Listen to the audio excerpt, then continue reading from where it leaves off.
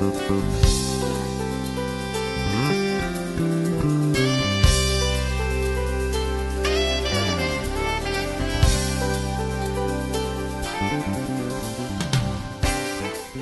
may not remember this, or you may not have known it, but in 2011, when the current 5-year plan was initiated, some Chinese bureaucratic group, I'm sure completely innocently, put out a memo to the rare earth mining industry saying, should we in any way control the export of rare earths? The answer they got back was we should know. The industry said we shouldn't be exporting any heavy rare earths at all.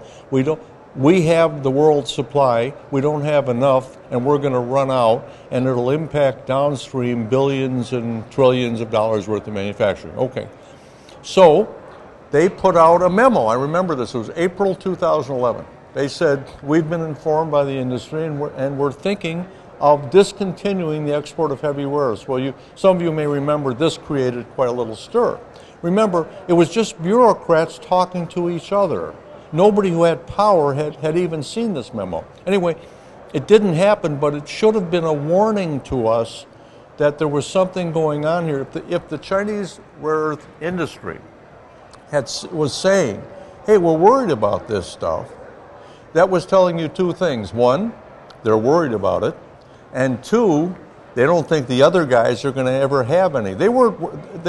To the best of my knowledge, and there should be, I don't see any Chinese people here, but there must be.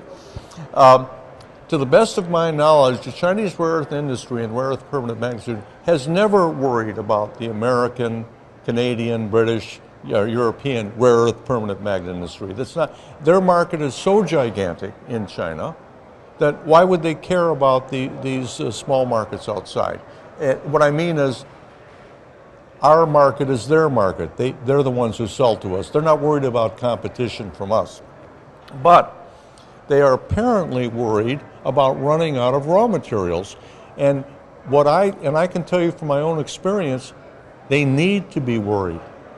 Because in all the hubbub of the last 7 years during the current rare earth boomlet, which is now ending, there has been no heavy rare earth produced outside of China. When I say produced, I mean separated, purified, and made into commercial products that I know of whatsoever, not a gram. Now, Chinese companies have been buying residues from tin refining, from cassiterite refining. They're buying xenotime in Southeast Asia in particular, but this market, which I know quite well, is less than 1,000 tons a year. But you need to be aware that xenotime is 60% yttrium and 8 or 9% dysprosium. And you may think, what on earth difference can 80 or 90 tons of dysprosium make? Well, that's 5 to 10% of the world's official output. It means quite a bit. The Chinese have been in this market for at least a decade that I know of. So keep in mind that this shortage is real. Now, I was in Ningbo last March for the first annual Ningbo Rare Earth Permanent Magnet Conference. There were 250 paid registered attendees, 250 additional students and professors from Chinese universities. There were 500 people at the first annual Ningbo Rare Earth Permanent Magnet Conference. I was a speaker, and I made the point that I believe that if we got all of the rare earth permanent magnet people in the rest of the world in one room, there would not be 500. So I was very impressed. Keep in mind that when I asked publicly, does anybody here care about, well, to be honest, I said, does anybody here care about Molycorp? Answer, no. Linus, no. I had been in Guangzhou the summer before, and I had been informed that in the region, Guangzhou is Jiangxi province or Guangzhou province? I don't know. I had been informed there that there were 38 rare earth solvent extraction separation plants in the region with a total capacity of 62,000 tons of separation. The total official heavy rare earth production of China, heavy rare earth means beginning with terbium and including yttrium, is 15,000 tons a year. So I said, there seems to be an overcapacity. And the speaker before me was the managing director of the Baotou Heavy Rare Earth, whatever that long name is for the company, okay? And I had been to many Chinese conferences, but I'd never heard anybody talk like this. He basically was saying, you guys listen to me. If you think you're going to get separation business away from my company, you're crazy. We are the biggest producer of rare earth in the world. We're totally vertically integrated. We produce more magnets than you do, more metal. I had no idea they did any of this, okay?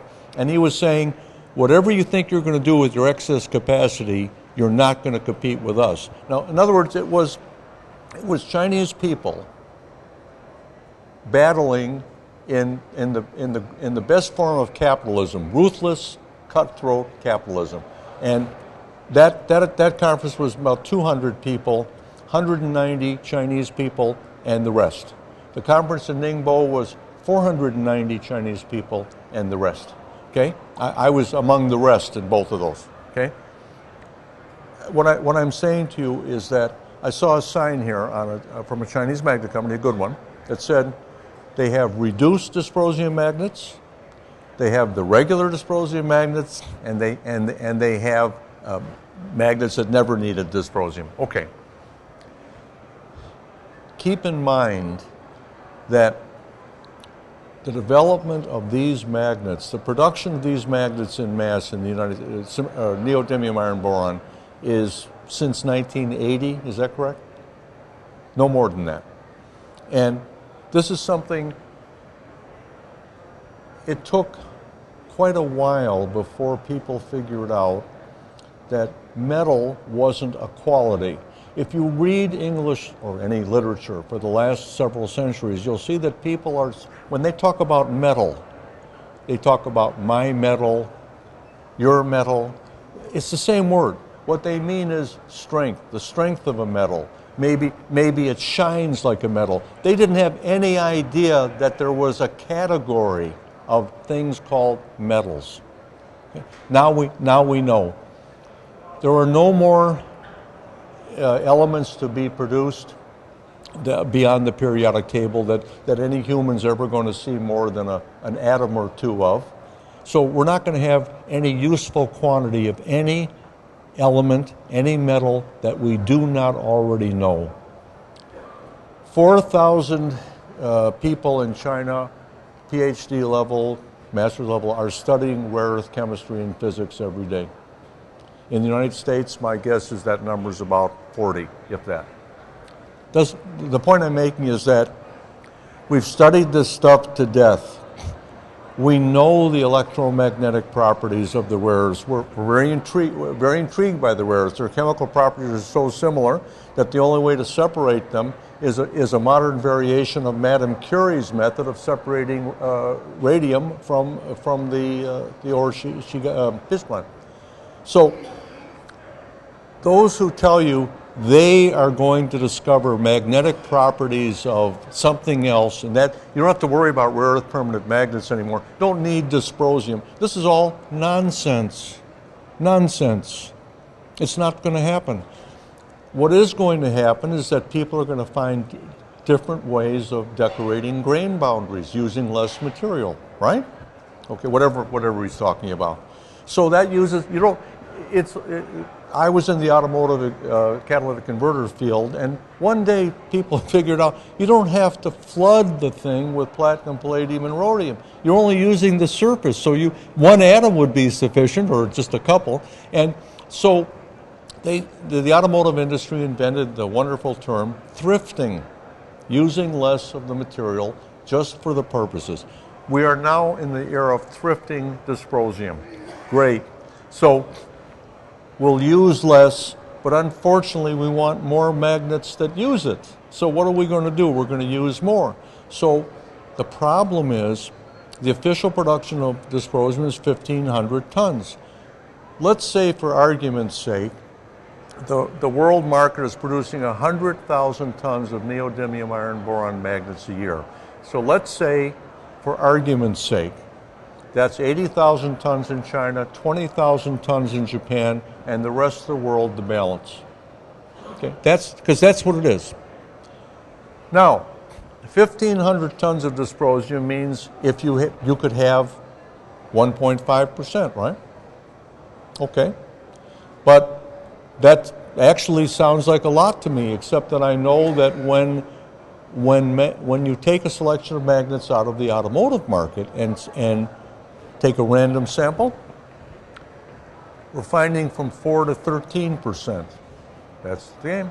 13% was a real surprise, okay, but 4% was not unusual. Let's say that was common. How could that be? 4,000 tons of dysprosium, 1,500 ton world. I asked this question in China. The answer was this: we recycle. Okay?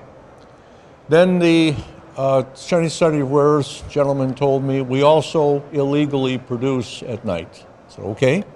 So what's the total? They said the total is we're producing about 3,000 tons of dysprosium a year. So what I'm saying to you is that, so there could be 3%, right? 3%, that's great, except that nobody knows the breakdown. We don't know how many of those automotive under the hood magnets have 10% dysprosium, and how many of the ones they're using in jewelry have no dysprosium. Don't know. But we do know that it's all coming from China, 100%. Okay, so now, and that the Chinese are worried they're running out, so they want to hold on to it. What are we going to do?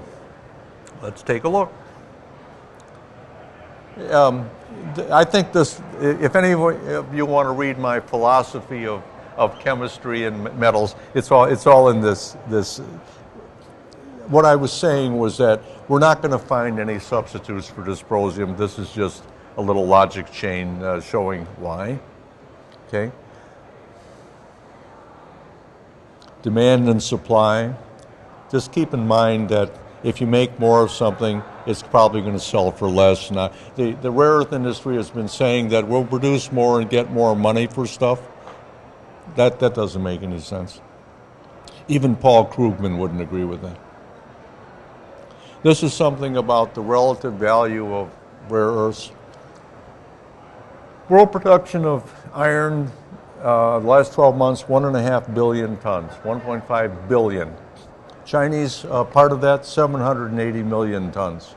China is currently using 60% of the world's metal. 95% of the world's metal is iron, 93%. So that isn't, the Chinese are really eating metal. Okay, that's what's really important to them, not rare earths. The second, look what happens to the second most produced metal on Earth, aluminum, 50 million tons, as opposed to 1.5 billion tons of steel. That should tell you what's important to our civilization. Copper, which I consider to be the most important chemical element there is, because it's the way we distribute electricity and produce electricity and use electricity. And without electricity, we're gone. So copper is 25 million tons a year. China is now using 45% of the new production of copper. Rare earths, 100,000 tons a year of production. Dysprosium, remember, 1,500 tons, maybe 3,000 tons. What does that tell you about the relative value of things? Rare earths are not critical materials. They are in the technical sense. You can't make a rare earth permanent magnet with salami and cheese. This is true, so they're critical. But something strategic in our world is something that affects our society. Steel is strategic because we simply can't live without. We can't get enough people in cities unless our buildings go above 6 stories, which is a limit for a stone building. The Romans found that out. 7-story buildings fell down, so they stopped. So steel is, to me, the very important metal. It's a structural metal of our civilization. Copper is the the conductor, the nerves, as they say. And Deng Xiaoping made the famous statement that the rare earths are the vitamins. No, they're not. They're the smoothies. You really don't need them. You don't at all. Their military doesn't.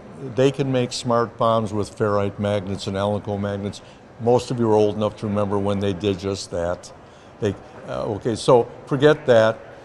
Your car can have a thick door because it's using a ferrite or a magnet or an alnico magnet instead of a little rare earth magnet. Your speaker will be back. If those of you aren't old enough, can't remember when you had to call two buddies to move a loudspeaker around the house, those were iron, we know that. So now I've probably got in my pocket a better speaker than I bought for a fortune in 1975. Okay, but we don't need that. We can live without it. It's not that important. And anybody ever think of black and white screens on phones, televisions, things like that? I mean, or if those of you who are old enough to remember, the washed out palette of colors we had before 1965. I was actually in the lab that discovered europium gave you a true red. And so what happened? Molycorp, the original Molycorp, the real one, they decided we got 1/10 of 1% europium in our ore. So we're going to clean up, because that was the most europium anybody ever knew of. So from 64 to 68, they spent a fortune. They built the first large-scale SX plant for rare earths in the world, maybe, just to produce europium. They were lanthanum and cerium, throw them away. Neodymium and praseodymium, no use for that, get rid of it. Then samarium, europium, finally got europium. Okay, great. So now we're producing. They were so happy. In the meantime, the gentlemen and ladies at RCA, remember that? Used to be an American company? They had discovered how to cut the use of europium by a factor of 15. So the market suddenly wasn't X tons, it was X over 15 tons, and Molycorp was really in a pickle. Overseas, in the meantime, at Solvay, at Rhône-Poulenc in France, they had decided they were going to separate all of the rare earths. They wanted to see maybe there was a market for this stuff. The europium, yes, but they were looking to see if there were other markets. So they built, operated, and continue to operate today the largest plant in the world that can separate all of the rare earths from each other at La Rochelle, France. I've been there many times. The total cost of that plant to build was less than a third of what Molycorp would figure would cost to build such a thing. Okay? They really actually know what they're doing. Now, they're also recycling, but guess what? They can't get any feedstock. They made a deal with Umicore, Europe's largest recycler. Umicore can't get enough material to feed their plant. Okay? So, where's the dysprosium going to come from? China's production of all rare earths this year officially is 103,000 tons, down from 130 for whatever reason. This means a maximum of 20,000 tons of neodymium, praseodymium, and 1,750 tons of terbium, dysprosium. Now, I don't know if you're aware of this, but terbium is present in almost all dysprosium modified neodymium iron boron magnets. Some people say it's crazy because terbium is about, I don't know, $1,500 a kilo, something like that. But we did a study at my company, and with a random selection, we found terbium up to 0.5% in every magnet. So there's 250 tons of terbium produced a year, 1,500 tons of dysprosium officially. That's what you guys are all depending on. Okay? Think about this. Iron is produced in the world at the rate of 5 million tons a day. 5 million tons a day. Terbium is 0.8 tons a day. Okay. Now, look at this. Boy, wow, this is fantastic. All these places that have rare earths. Can you imagine that? Now, I will make you a bet. In fact, I'll bet you my wife's brother. You can have him. If you drill a hole in this floor, with today's equipment, you'll find rare earths. I don't mean in the rug, maybe in the rug, underneath the building. Okay. So what we're looking for, obviously, is mineable deposits. Believe it or not, all of these are mineable, but almost none of them are economical. I don't have a pointer, do I? Do I have a pointer? Is there? Here's this thing, but it looks like a... Where's the pointer part? The green button. Ah, thank you. Okay. I want to show you something.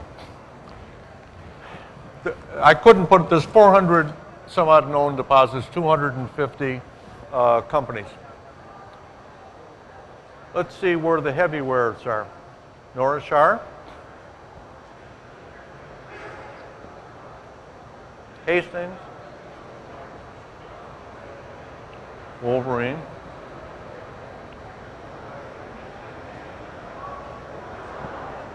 Alexa. Oh, Patinga for sure. This is the biggest deposit of dysprosium in the world, and not a gram has ever come out of it. U.S. Some of them aren't there, but that's okay. Oh, did I do that? How did I do it? Okay, I give up.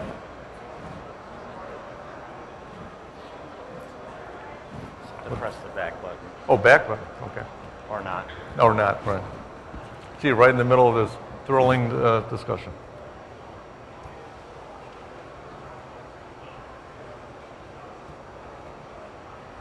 Then it? You know, I'll flip through. All right. Set to find the right slide again. Okay. There's a nice, very low-grade deposit in Texas. It's called Texas where it's not on here. Okay? Bear Lodge is a huge deposit of light rare earths and significant heavy rare earths. This is a heavy rare earth deposit, Boken Dotson. And let's see.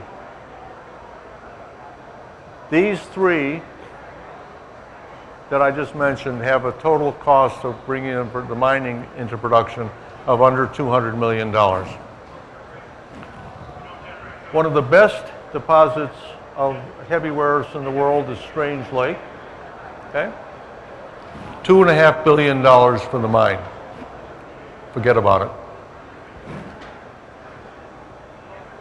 Here are all the places outside of China where if you mine something and make a concentrate. Now remember, you're $250 million out of pocket and you haven't got anything worth anything produced.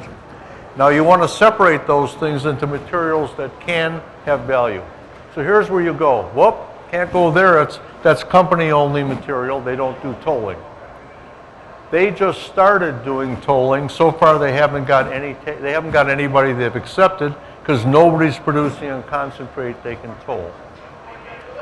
This is also company owned. It's Silimai in Estonia, and it's company dedicated, no tolling. This is a place in Kazakhstan that has 600 tons a year capacity. It has no business. Shinetsu is company only. Linus may or may not be in business, but you have to check by the day. Okay, that's it. That's the available solvent extraction for tolling in the world outside of China, and Chinese don't toll. So we have a problem. Now, is anybody here got $500 million they'd like to bet? No, probably not. Okay, well, you never know. See, somebody's going to have to develop one of these properties, and it's going to cost $250 million to do that.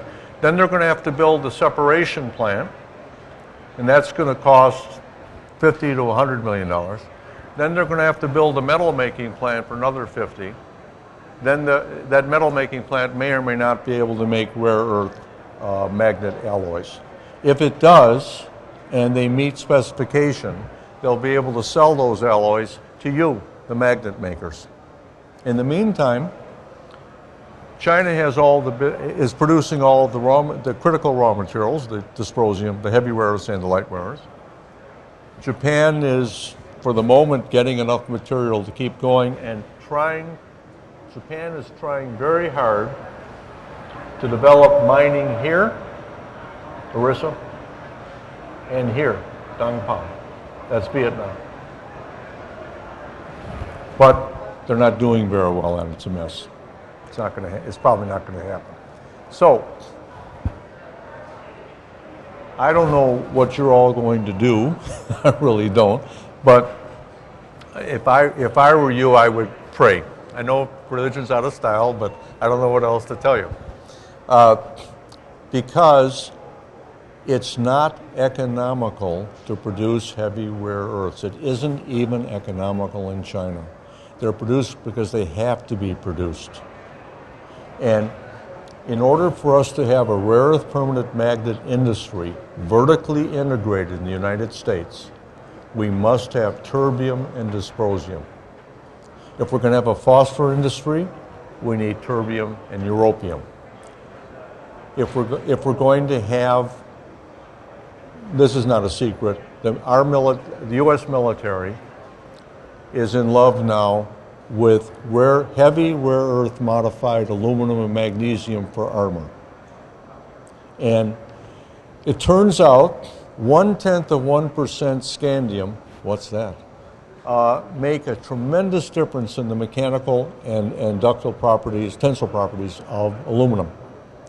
But it also turns out that heavy rare earth mish metals, mish metal, German term, mixed metal, before they could separate rare earths, before any of this happened, before the individual rare earth metals were made, all of the rare earths were separated at once because they were so chemically similar they stuck together.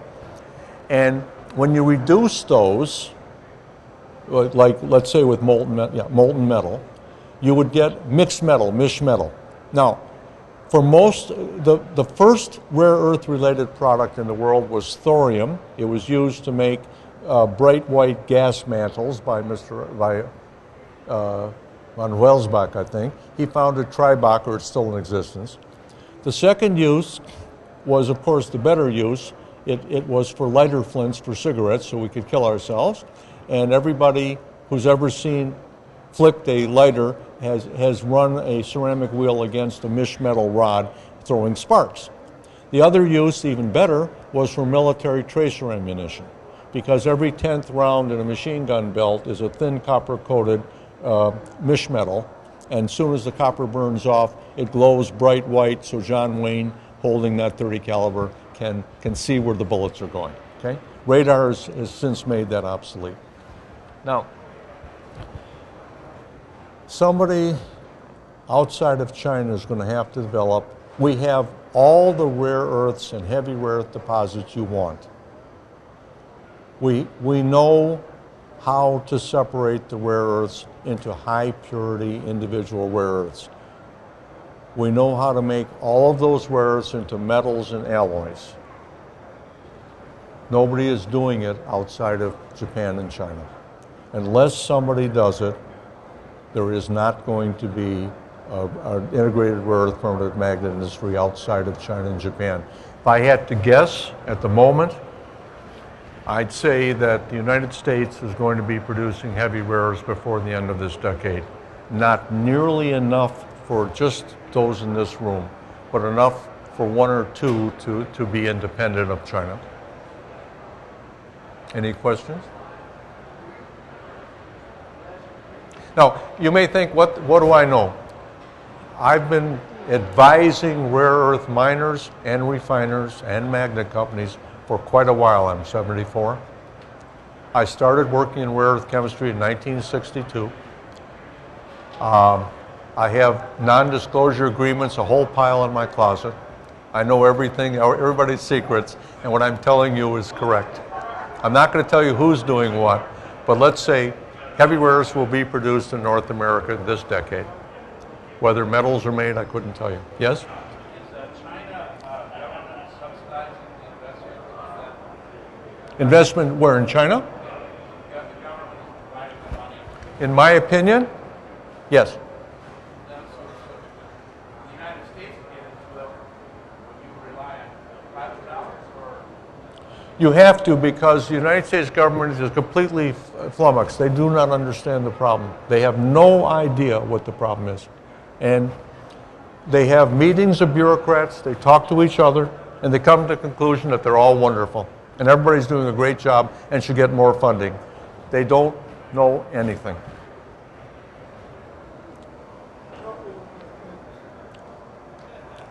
Just to recap, we've got light rare earth, which is praseodymium, neodymium, lanthanum, that side. Yeah, yeah. And we've got the heavies, which are terbium and And dysprosium. forward, yeah. Right? Are there any places where they're all found in sufficient quantities together on your chart? No, sufficient quantities, no. They're always all found together. We have some, the Chinese the Chinese ionic absorption clays are unusual in that they're 75% heavy rare earths. There's only one deposit like that I know of outside of China. That's in Texas, it's 72%. But it's a different animal, it's not an ionic clay. The answer is no, that's the problem. Heavy rare earths by themselves, it's not economical to produce them. Somebody has to bite the bullet. And nobody seems to be hungry enough. That's going to take government support. Absolutely. Oh, wow, there's more questions than I ever get. Hi. You're talking about people independently going out and making the investment, but has the thought of forming a consortium, a group of people, I'm sorry, I didn't understand. well, has the thought of forming some kind of association or consortium where a number of companies get together and try to go at this? Has the thought come up? Yeah, you know what the problem is? These are all tiny companies, minuscule market caps. And the answer is General Motors, General Electric, Siemens, Bosch, they should do it. They should come in. They're all waiting for somebody else to do it. And so far, that has not happened, so far. But I see there's certainly some rumblings in that direction, some serious rumblings, because there's lots of American companies and European companies and Japanese who could do this without even having to report on their balance sheet. I mean, it's not that much money. And will it happen? I don't know. But I think it's the only way it'll ever happen. I really do. Okay, good. Done? Excellent. More questions? If I got another map now? No. So you No, need some more time, or? I'm done. Thank you. Okay. So thank you very much. Thank you.